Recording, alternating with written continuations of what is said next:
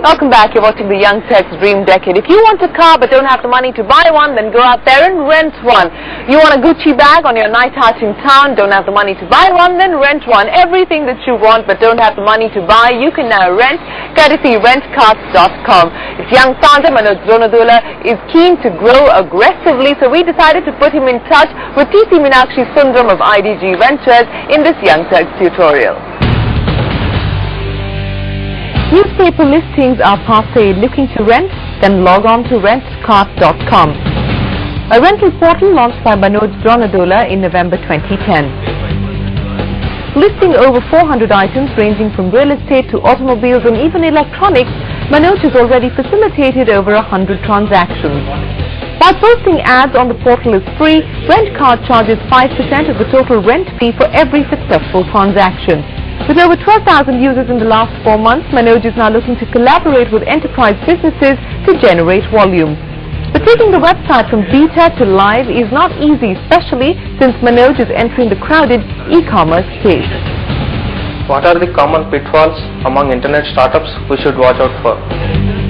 He's ready to spend some serious money marketing his brand. How should we plan our spending on marketing? And he wants some help to refine his business model. What do you feel is the best financing model for a business like ours? Manoj also has an eye on potential investors. What should be our pitch to win investor confidence? We connected Manoj with TC Meenakshi Sundaram, co-founder of IDG Ventures India, an early-stage investor in tech-enabled companies. IDG Ventures manages a $150 million venture fund in India.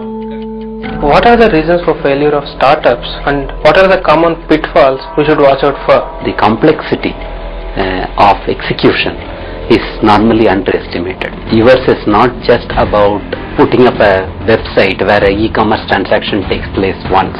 It's also relating to physical delivery of assets. It's also about returning of the assets from time to time between the renter and the rentee.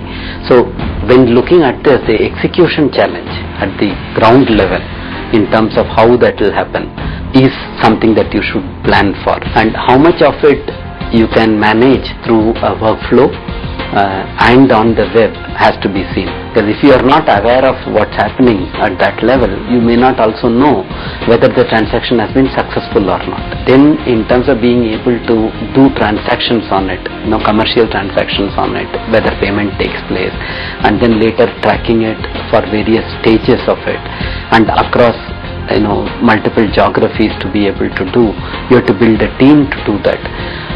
You have to also acquire customers for that. So the amount of funding that is required, most of the times we see companies do not plan for adequate funding, and they end up actually underserving the market because they have raised lower amount of money, and that has the risk of the companies not reaching the full potential. How should we plan our marketing spend, and how does a startup like ours allocate marketing spends on brand building and reach? In the initial days, you should focus most of your money on customer acquisition. Customer acquisition cost has to be ideally less than the cost of your first revenue. Unless you have a proven model that the customer once acquired will have a continuous repeat business going with your site. If that does not happen, they don't generate revenue multiple times for you. So how do you do that is the planning that you have to do. Typical e-commerce consumer today is registered in all travel sites. He looks for deals, whichever site has got the better deal, and goes for it. There is no uniqueness about being a registered user in one site versus another. So if you are in that model, then you will only get a wallet share of the customer. So that is another thing that you need to look at. The brand part of it, I don't think it makes sense to spend only on brand as awareness. You are not a corporate who has to create a brand as an awareness. You have to initially do it for customer acquisition. What do you think will be the best financial structure for us given the asset-light model? You should first make a financial plan as to how much money you would require for the first 18 months time. expect, and you should try to raise it through either angels or seed level funds. The recommended option is you have to build some traction in the 12 months and then try to raise the money, which will be available to you somewhere around 18 months from now. So you should be able to have the runway in terms of cash flow available for the first 18 months, but it should be equity until you have been able to build the traction and build profitable cash flow. You will not get debt funding. As a venture capitalist, how do you expect our operational and revenue model should be to win the investor confidence and obtain funding for the development of the business? What we look for is how much scale can be built that will generate what type of revenue and generate what type of valuations for a company. And while generating that valuation, how much money that it will consume in one or more rounds for the venture capitalist or future round investors, PE investor, to invest is what will always be seen. As an investor, it is very early stage for us.